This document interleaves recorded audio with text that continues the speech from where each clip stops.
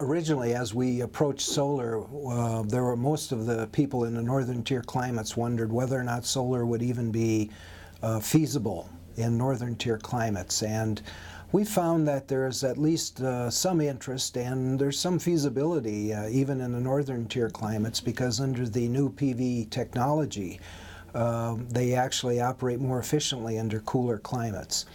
That being said, we still understand that the range of daylight, at least in this part of North Dakota, is only probably 4 or 5 hours at best during the winter months. Of course, we did our educational project at the Brandon building. We've had a lot of interest in that. We've had people come and tour, want to take a look at it. We get a lot of calls and just asking about how much it cost, the installation, production. Of course, we have it all tied to our website so folks can go out and actually look at the production of the system.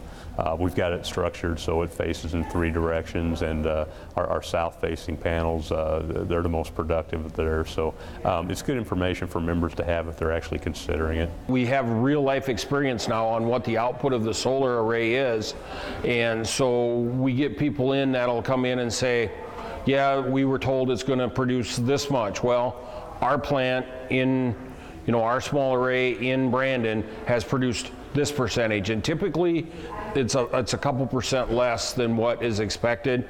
I think one of the challenges we have is that all renewables tend to get lumped under a renewable energy or a distributive generation energy umbrella.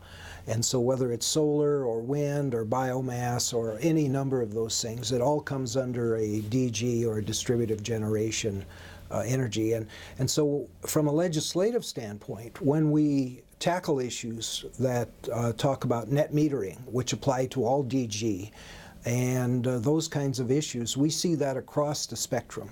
We see that in every state that we operate in: North Dakota, Montana, South Dakota, Minnesota. There's clearly 2 or 3 different camps of how you approach distributive generation energy. In Minnesota, they have a pretty left-leaning approach, which means that it should be mandated and we should be required to produce some.